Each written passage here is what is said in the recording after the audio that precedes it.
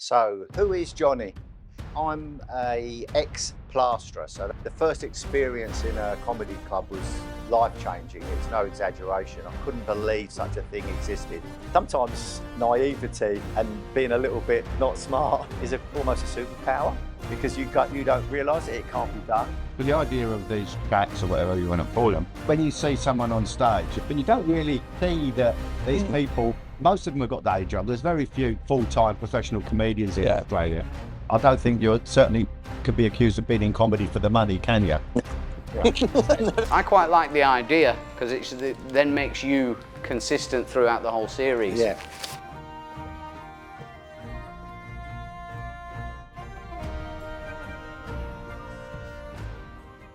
Oh, you've tattooed yourself? Yeah, we're getting matching tats. This is our matching tats. A real. No, I'm actually very curious. Can I shave you? No, I'm joking. If you want to, don't cut me though. I'm not looking forward to this, I must say. I've never seen a man tattoo himself, so. Oh, it's not pleasant. I've got one of David Hughes' tweets there. Yeah. I did that. Did you ever see that one? No. I did that for David Hughes' birthday. Me bird spotting. Fucking hell, there's another one. I just thought it was just a funny. Yeah. That reminds me of the one that's naughty where has bells on his hat. Why? Because he's a cunt. Does that look straight to you? How straight do you mean? You put it on. Go on, slap it on there nice and straight. Not on the hair. Lower. Yeah, Yeah, on that's the it. shaved part. Even Yeah. I know that. I had no idea that.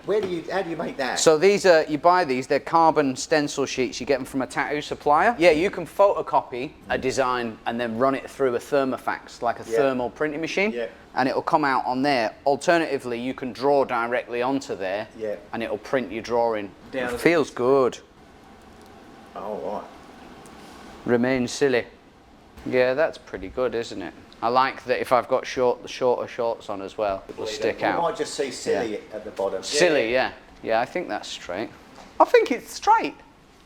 I've been tattooing for about 20 years now, so I'm old. I just like efficiency. I like to get things done. Do you know what I mean? So even down to these handheld, these wireless tattoo machines I'm big into now. Now this was sacrilege about 10 years ago. Me and all of my friends were like, nah, I'm not using those weird old dildo machines.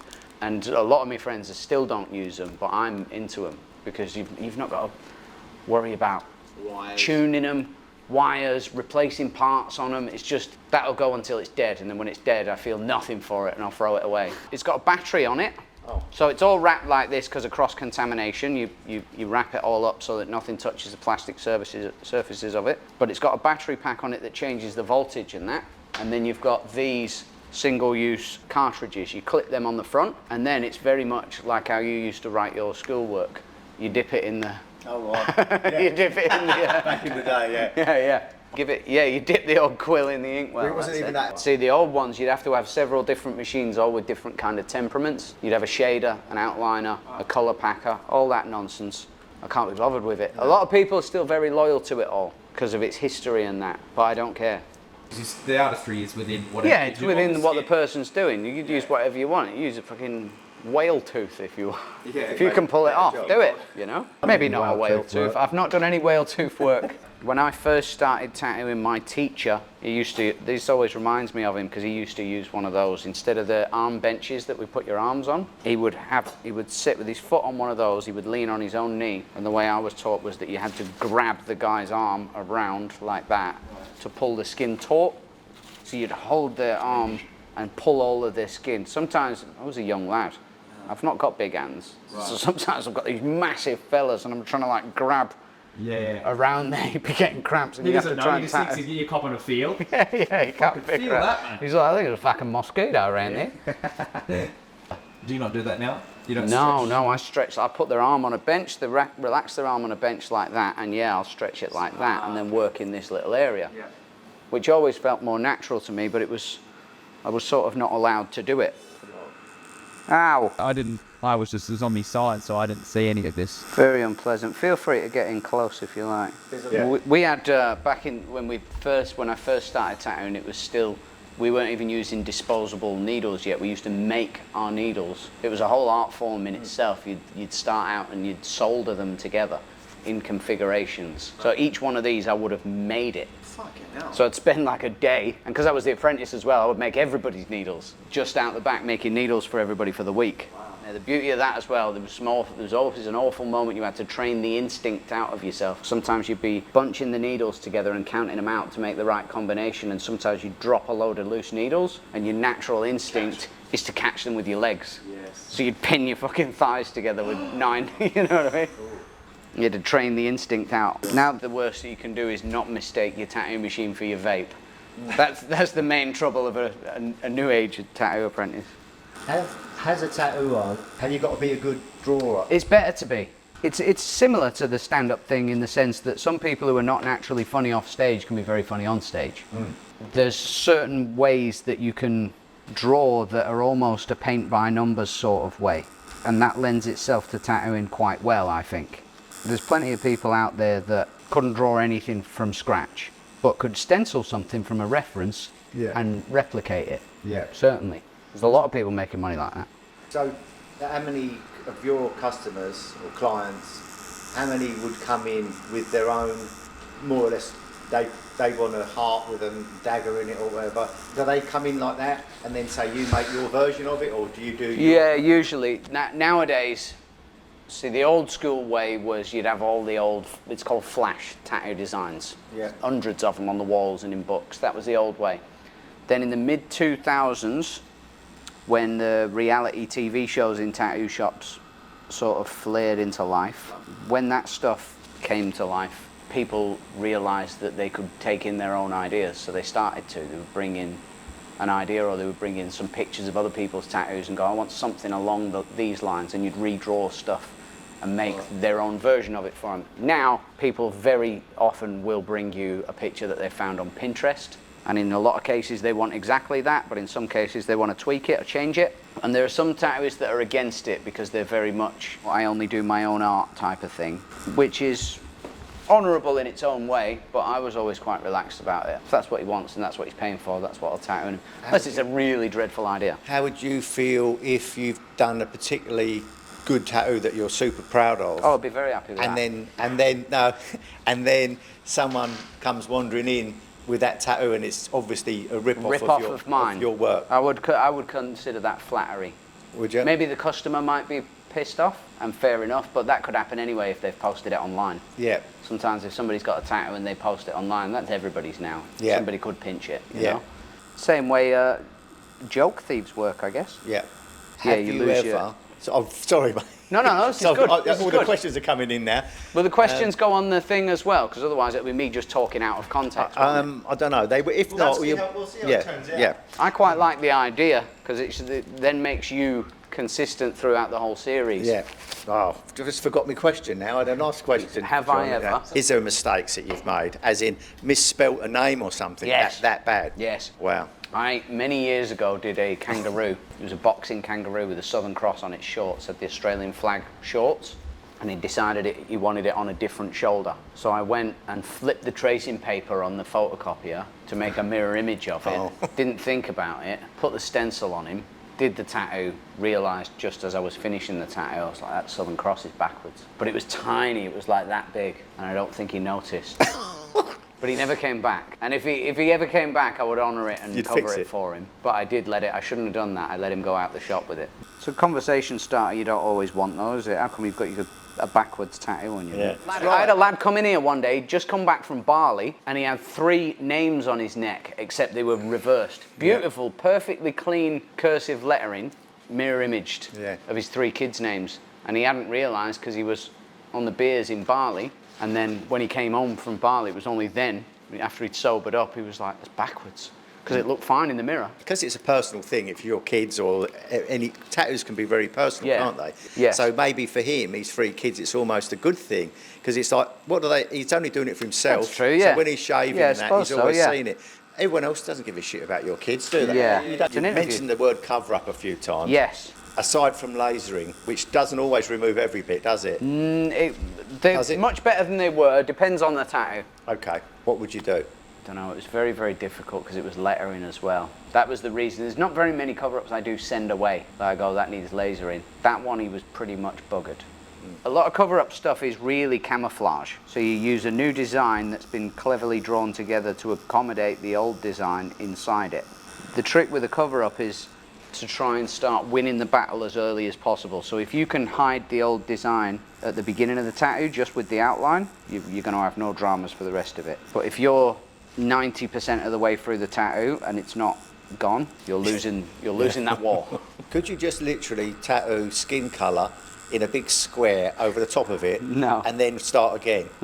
No. If that were possible, then all cover-ups would be massively easy. But you can see stronger pigments through weaker pigments. Like if you did a big swastika on a wall and then you painted white over a big black swastika, you'd probably still see. Yeah. Even though it's fainter, you'd probably see it. So you'd have to do several coats. Whereas with a tattoo, doesn't really matter how many times you do it. Whatever's stronger under there will still come through. So the idea is to get the new tattoo to be bolder and stronger. Most tattoos that want covering, they want covering because they weren't put in particularly well. So they're already kind of light. Do they fade? They can fade depending how they are in the sun. I mean, the sun really has its way with tattoos in Australia. You've seen black and grey tattoos where they all start to merge together, badly looked after ones, like mine really. You know, once the freckles start popping through it and stuff like that. Is that Captain Kirk, is it? It is, yeah. I got it done when I was about 19, because I thought he was funny in Boston Legal. I regret it. I regret it deeply. When I had lots of cartoons done, Jason Chatfield, you know, Ginger Yes, Meds, yeah. I think I've seen his Seinfeld. Have you got a Seinfeld? I've got, Seinfeld. I've got a Seinfeld in the office. In the office, yeah. Hayden Stevens. Oh, right, yeah. And that was what I presented to him on his 40th birthday. Ah, bless. Yeah, and I think he had that at his funeral. I think if I could draw like that, I would be drawing like that for people, you know, like, 'cause that would be a... Yeah. He did a cartoon of Amy. Yeah, like a caricature type thing. I think it was her 21st birthday. And I gave her that drawing, and she broke down in tears. Oh, really? She loved it so much. Was it like a nice one or a funny one? It was a nice. It wasn't funny. It was just a nice. Like a proper it was sketch. It was a friendly drawing. Yeah. It wasn't meant to be funny. You know, like a lot of cartoons are meant to be funny. Yeah, you know? it wasn't a caricature. Because a lot of them are insulting, aren't they? Yeah. Caricatures. Yeah. So like, here's a picture of you with your big stupid nose. Yeah. And your ugly teeth. Yeah, that's right. Yeah. If I could draw, I would be drawing these personal things, but I wouldn't be doing them for cheap. I'd be charging a massive amount. If I ever do any drawing type stuff for anyone like that, I always charge a fair old whack for it, just because it's not quick. It takes fucking ages to do it. Yeah. It's a kind of a nuisance thing to do. So while it's doable, but very often a pain in the arse. So I always charge quite a bit for it. People don't like to pay a lot for it. Give me a figure that you reckon it might cost. Say I wanted a drawing. Say that either of those two, Ricky Gervais or See, it's tricky because the number that I would want for it, you wouldn't pay for it. I'd probably go maybe 800 for the Gervais, simply because I'd be charging 200 an hour. Yeah. But that's because I hate doing drawings that I've been asked to do. Yeah, you want to do it because you want to do it. That's not what you want from your tattooist, is it? Yeah. You know, you did a show, Tattoo Boy, didn't Yeah. you? Right. Do you still do that show in Fringes? Is that gone? No, it was a tricky thing. Another comedian said you should lean into what's different about you to other people. So they do a tattoo thing, use that tattoo thing, because there are not many tattooists that are also comedians. There's actually 2 in Perth. So I did that, but there was only about 10 minutes of tattoo material in the show. Oh, right. It was a bit of a cop-out, really. Yeah. It was a trick, a marketing trick. Well, 10 minutes of tattooing is quite a lot of tattoo content, considering the average trick in festival shows is the person that comes up with the best title and the catchiest poster sells the most tickets. If you're a good marketer and a good graphic designer, you're actually going to make a lot more money than being a good comedian. Yeah. Often people are a fringe act or a touring comedian. Should we say a journeyman comedian that goes like, you know, some can do both, but not too many. So someone that's a good stand-up comedian, like Jarks is a great example. Jarks can be also a good festival comedian, right? But I don't know too many, shall we say, just only festival comedians that translate. Yeah, well, the thing about fringes in particular, you don't have to apply to do it. You can just do it. No. Anybody can do it. Yeah. Do you know what I mean? It's easy, yeah, exactly. There's no curation. There's no rule, nothing to stop you being. Nobody goes, oh, but this isn't very good. You hope that they realise they're bad. But when they see themselves getting better, they put the foot on the gas and get better and better. Yes. But when people see I'm not getting better, getting less laughs than I did, when I haven't got the energy Yeah. as a newbie, give up. Yeah. Or reinvent. Stop. Yeah. They don't like you for the fact that no one's laughing. My pet hate is that when the recovery line becomes part of the material. Yes. It's like, that's a band-aid for this particular gig. Don't go, that joke doesn't work, but the apology for it does. Yeah. So I'll keep doing the joke. Yeah, there's something to be said as well that I've noticed, that I didn't do a solo show for the Fringe Just Gone, because by the time Fringe registration rolled around, they hadn't written a new show, so I was like, I won't do it. And what I didn't realise was that every comic said, you doing a Fringe show? I said, no, I didn't have one written, and they went, no one does. No. We booked the Fringe show, and we forced you to write one. And I went, oh, shit. Oh, yeah, I didn't know that. Yeah. You're being charitable to say that. How about the actual 99.9% is I did the same shit, but I've got a new poster. Yeah. And in fact, now I've got a lot more crowd work. If you pay a painter and he comes round, you pay him the money, and what's he going to? It's not going to hurt anyone if the paint fell off. But a comedian, everyone just gets a microphone and they're comedians all of a sudden. Sure. People are paying for this rubbish. That's funny. A They're comedy paying their money. a comedy license is Should be a funny licensed idea. comedian. Yeah, that's very funny. Yeah. Those three guys, they was in a tattoo parlour. They made it. They're multi-billionaires now. Yeah. Comedian licensing. Yeah. What I did notice was there was a couple of acts where, say they did a Fringe show and they were selling tickets for, 45 minutes to an hour of solo. And I thought to myself, I haven't seen you do 5 or 10 minutes good. And you're doing 45 to an hour. But what I did notice, John, was that like a year later, they were a lot better. Because they'd had stage time. Yeah. Fucking the poor guinea pigs they must have put through the ringer to get them better. But they did improve. Yeah. And what I noticed was they were improving faster than me because I was too busy going, well, my stuff's not ready. What if I do my first show and it isn't good, and then I have to face the fact that I started bad? Comedy, like a lot of things, it is the reps. If you have a bit of self-awareness to improve, and they're getting the reps in, they're fucking stealing from the public, if you want to call it that. But they make $5,000. I didn't make $5,000 from a little Fringe run, and they got better, and they got stage time, and they got new material. Yeah. Meanwhile, I've been sitting thinking I'm a purist, being like, no, I'm not ready yet. That sense of perfection, gets in the way of progress. How many times have you wanted to get something just right and don't do it, where once you have a go at something, albeit it's got a bit rough around the edges, and then, wow, it's still a bit rough around the edges, but then your skill is to get it better and get it better. If there's one thing I've learned from tattooing, it's don't worry about it being perfect. Yeah. Actually, opening up a laser tattoo removal business next door. You can't laser off a bad set. No one remembers so much the good gigs, do they? Yeah. The bad ones are the ones. I want to mind you, the bad stories are the funny ones, aren't Oh, they? always, yeah. Who wants to hear how good you've done?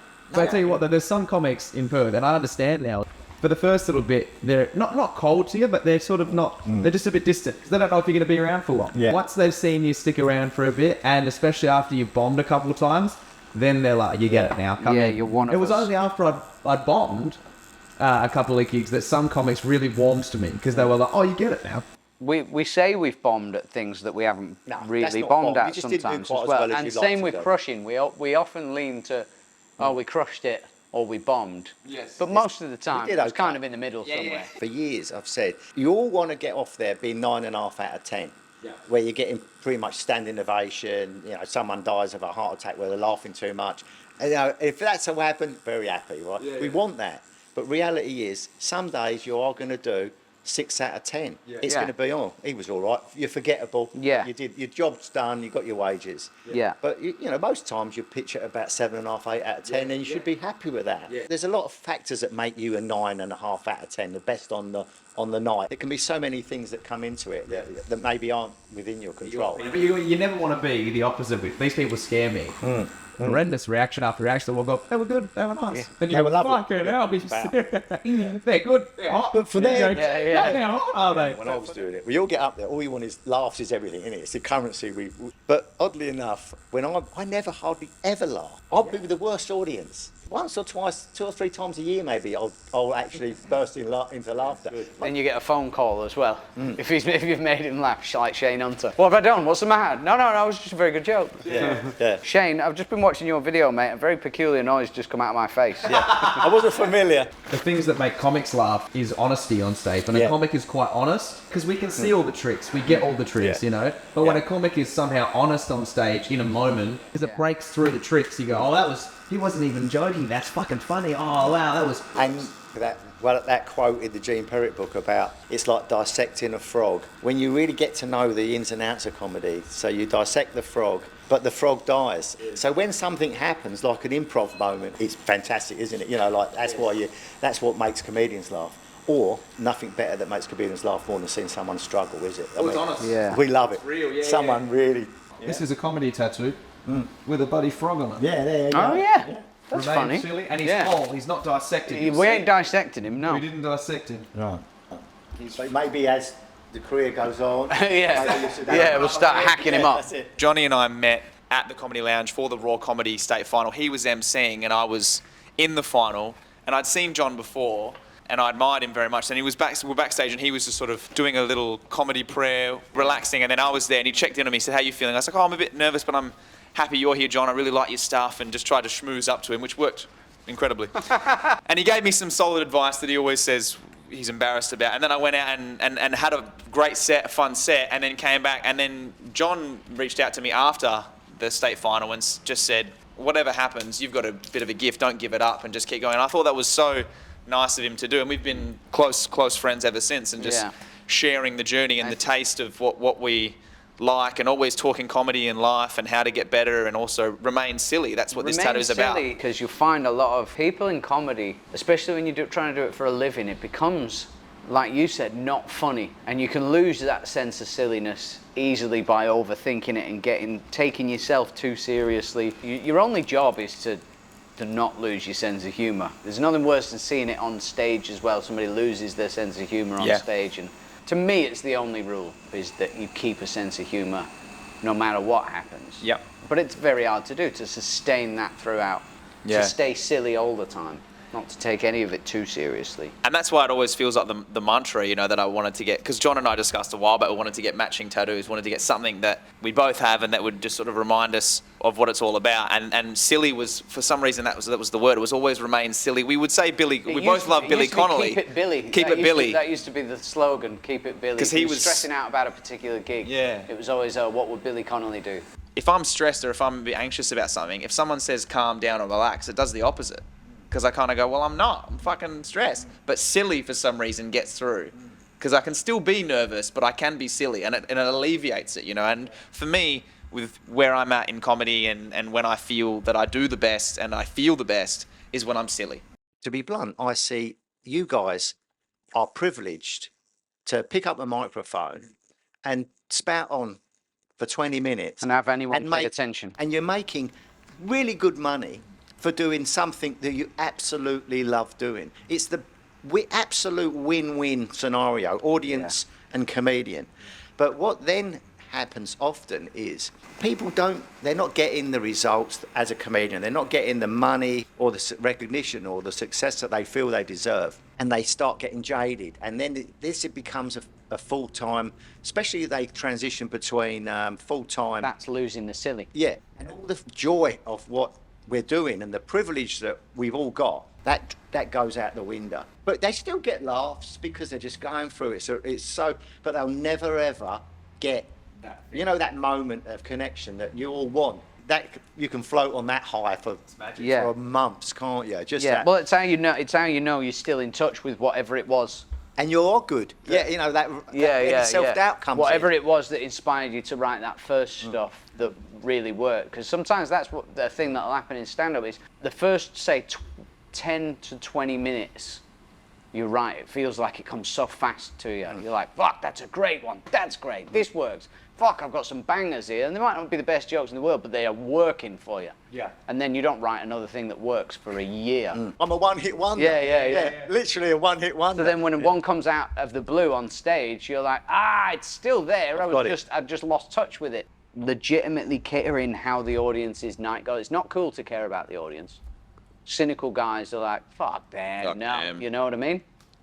But to actually care about the audience's night is where it's at for me. If I'm having that quiet moment before I go on stage, I'm trying to sort of get myself out of the perspective of fearing how this will be for me and into the perspective of just do whatever it takes to make them have a good night. To which some people, more cynical comedians, might go, what virtue signaling altruistic bollocks. I do care about how they feel, but I have to be silly about it and I have to try. And if they hate me, at least I gave me all, you know, and I was silly. So like I haven't really failed because I thought I cared how their night went and I tried. I didn't fail. Yeah. I notice it, Johnny, when I see some comics get very upset at heckling very quickly. You can see it. You know, they lose humor. Yeah. They're like this person's threatening their thing, their moment, their chance to make the thing work. Right, and it's not like, and no one likes heckling, especially if you're on a roll and they're ruining everyone. The thing is, I've noticed as well, is that if someone's heckling and it hasn't disrupted everyone's night yet, don't attack them. Just leave it, or you know, and try and have fun with them and be silly, like you said. But if it gets to a point and you got to feel this, that they are starting to ruin everyone else's experience, then you can come after them a little bit to let everyone else know I'm with you guys. You know, I know that they're fucking it up. I'll deal with them. You know. I personally don't like heckling at all. Yeah. And what pisses me off sometimes about heckling, it's when a comedian, you know, that audience are chatting. You know there's a couple of annoying people that are going to engage. And then the comedian will get up, just after seeing the last guy, they'll get up and say, hey mate, what do you do? And you stop asking these people, you know, like maybe if you don't bring them in. I've done that. Because it's like, that person couldn't deal with them. No, but I'll show you how to handle it. I'll deal with it. It's measuring competition. It is a dick measure. It's exactly what it is. You're going, I could have done that better. I'm going to go for him. I'll show you how. Yeah. At the end of the day, as serious as we take it, let's face it, it's not too petty to say that we do feel borderline suicidal when you've had a really bad gig. You know, like... You're disappointed in yourself, yeah. And you may not be happy again. An inexperienced comedian that I was when I first got into it. Yeah, you're going to say it bothered you for a long time, don't you? That goes away, though. Yeah, I never got good enough for it not to bother me. Yes, probably one of the reasons that I got out of comedy. What helped me get over them was that when I would have good gigs, it's like you couldn't feel it. Like you would have a great set. Yeah. People come up to you afterwards and they're like, that was unbelievable. That was, you're so funny. And it's like you can't feel it. It's like it's like their opinion doesn't matter. It does matter. Yeah. You have a great set and it's the internal victories are the only things you can feel. Yeah. Like you said, when you do a new having bit... Having a great set only brings you back up to what you lost from having a bad set. Yeah, maybe it tops you back up. Is when the good gigs, you couldn't have asked for more. You just, applause breaks and 200 people are adoring. It was amazing. And then you go out and you're like, you don't feel any different. You just sort of feel like, okay, that was a good one. Yeah. And then that made me go, well, then when the ones are real bad, I need to treat that with the same energy. Yeah. If it's real bad, but I tried, I can't go too deep down. I will feel shit enough of like, where did I go wrong? How could I pick? I know what I did. I talked to that bloke that Johnny said avoid, but that's as far as I'll take it. Unless there's particularly rough ones. I mean, I've had the worst bomb I've ever had, which I put it up there with one of my only bombs, was a private gig. It was 200 old codgers. It was a private event. They all played footy together for Wembley in the 70s, and they would do a private get-together once a year. They would each pay $200. They'd get food, skimpies, the lot. They had like round tables. It was not set up for comedy, right? Darren Carr, who's like a ventriloquist comic in Sydney, he was flown over as the headliner. I was just on standby, and then they said, look, $500 for 20 minutes. I said, oh, that was great money. I'll do that for sure. Koshy from Sunrise was emceeing. For God's sake, like, it was a mess. It was a mess. I should have known. And I got there. This is like a 7-hour affair. They've just arrived. I can see them. Most of them don't even have drinks. And the guy running it said, I'm going to serve appetizers. I'm going to bring you up. And my instincts thought, fuck, don't give them food and then bring me up. Jesus Christ, you know. But I didn't know I could say no. I didn't know I could say, well, maybe hold off, you know, whatever. Yeah. So I went up. And I wish I could say I did 20 minutes to silence, but they kept talking. They were just catching up, eating pasta, talking, right? So much and worse. It was such a long venue, and their backs are to me and stuff. And I'm trying everything that I can. I'm trying to pivot and crowd work, but then when I would crowd work, they think, oh, now he's just talking to him. So then it would erupt even more, and I'm like, for fuck's sake! I was just steamrolling. I was just, you know, I was watching myself do it, you know. And the old out of body watching me say the words. It was ridiculous. And I remember I did a bit about, I was talking to a bit, I was panicking so much that I went into a bit about when I did a TV show and I had to kiss these two blokes, and one was a better kisser than the other. And then I'm about halfway through the bit and I literally realise I've decided to do a bit about kissing blokes to a bunch of white old men in their 60s at a private event. They don't have to pretend to like this shit. And I acknowledged it and said, you lot are homophobic. Why have I talked about it? And then they laughed. They went, oh, thank goodness he's realised. But anyways, the worst part of it came to a crescendo at a head. So I said, I'll leave you with this, as all comics do when they want to let them know it's almost over. The pain is about to end. Did my closer to nothing. And then I peeked at my watch and I'd done like 18 and a half minutes and I was supposed to do 20. And I had this fear they won't pay me. Because I'd already done so bad. If I don't do my 20, they won't pay me. But I'd already said, I'll leave you with this. So then I said, and one more thing. This. Yeah. I said, and one more thing. And a bloke towards the front had his fork full of pasta, about to take a bite, and he went, oh, for fuck's sake. Yeah, that one was just, people won't even look at you. You know, like, it's just so bad. I had a corporate like that. It was a big award type ceremony sort of thing. Soph was coming with me and we were going to get dinner after. I said, this might be really bad. And she went, oh no, I've seen you, you know, at tough gigs. I said, you've seen club tough gigs and pub tough gigs. You've not seen corporate tough gigs. Yes, it's a different animal. Corporate tough gigs, this could be horrendous. You have to see me humiliated. There's more often than not, the gig is not set up to win in my favour. No. And so I did the thing and I'm like about 5 minutes in and I was getting, and I even said, oh, it's going to be one of those kind of gigs, hey? Which got a laugh off like the 2 people that were paying attention to me. Sure. The rest of it was just, it might as well have been in a shopping centre. Yeah. And I looked over at Soph was like, I could see her like, she was quite far back. She was like, and I was, she's bracing. I'm like mouthing at her, told you. Yeah. When their face is like somebody you love and they're like that. Yeah. Like they're watching you get beat up. I've had that as well. Yeah. I've seen. Yeah, I've seen that face while getting beaten up. Yeah. Looking over and they're just like, ooh. Yeah. The silliness. That's just the mantra, I think, for forever. Well, it protects you from all of it. Yeah. A sense of humour protects you for all of that stuff. Yes. Yeah, we've just started saying it to each other, like, and you know, how was this? Oh, it was good. I remain silly. I remain silly, yeah. That's like I'm good. You know, everything. Yeah. I remain silly. You know the way. I got to remain silly. Whatever the dire circumstances have been, of life and death in the concentration camp, you can imagine somebody would have had a few laughs. So it would have said stuff, you know, like healing. Oh, can't wait for Christmas. Yeah. But it's that, because nothing else. They're all juicy. I can't wait for Christmas. That joke about the bloke's in hospital and the doctor's got to go serious. He said, sir, I've got some good news and some bad news. He said, oh, okay, what's the bad news? He said, we've had to amputate both your legs. I said, oh no. I said, what's the good news? The bloke in the next bed's going to buy your slippers. Yeah. But the point being is like, oh my God. Yes. It can't get any... Yes. It's defiance. It's defiance against shit things. You know Yes. it's gonna... They say fucking loneliness will kill a person. They say it's like a big killer of, like, it ruins people's health to not have connection and stuff like that. People connect through humour. Otherwise, you don't want to be around somebody you never have a laugh with. Yeah, you don't catch up with anyone for a tantrum. Yeah, well, some do it. Do you want to I can't do it. Should we catch up and have the ump for a bit? That's the internal win for me. That's the only thing that feels good is when you try a new bit. It's not the fact of, oh, look how clever I am, I got something else. It's the vulnerable thing because you've thought of this thing in your head. You found it. It's brought you. It's tickled you. It's thought you're funny. You think, oh, that's good. And then you're kind of reaching out and being like, do you also think? And if they pop, that you go, I'm not alone. You do think that.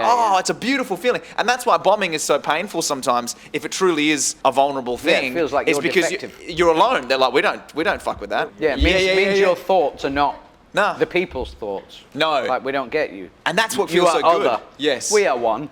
Yes. You are outside of this. And that's why comics, they compliment each other on, all that new stuff's popping.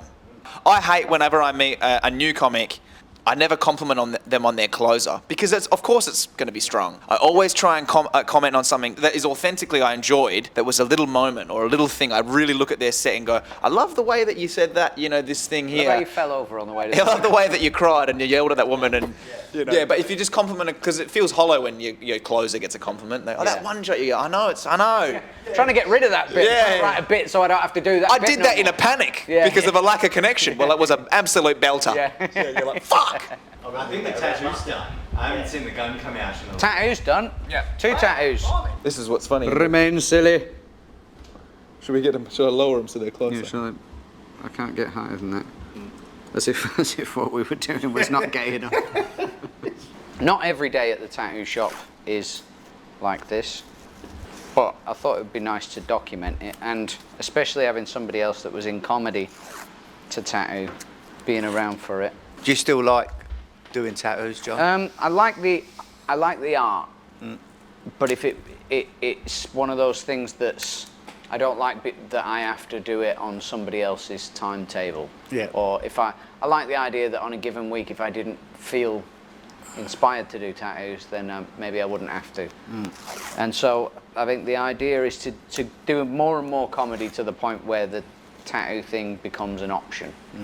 Whereas at the moment it's kind of half and half. Some weeks comedy's put food on my table, and some weeks are weeks where tattooing has put food on my table.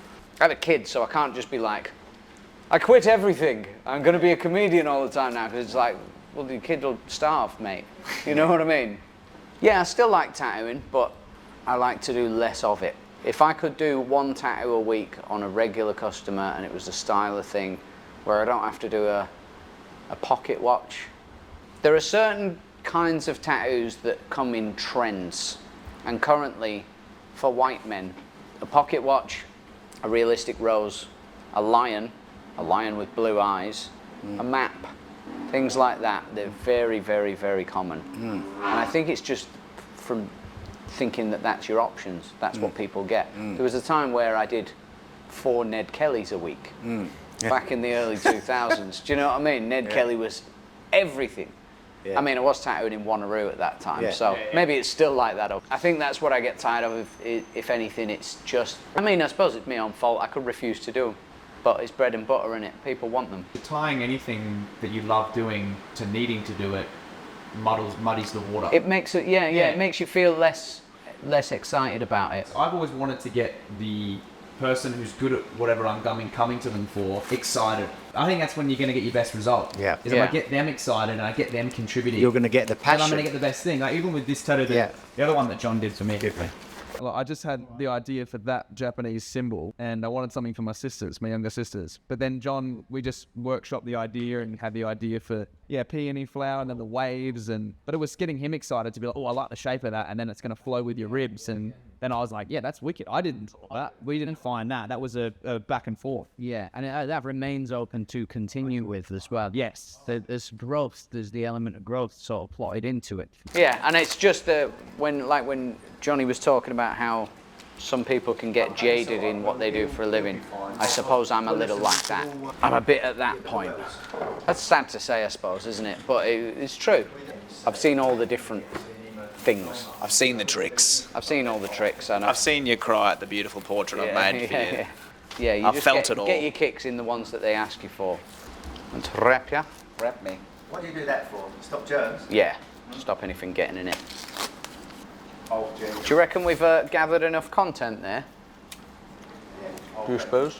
The belter. We did it. Does mine look alright? I haven't seen it the right way up.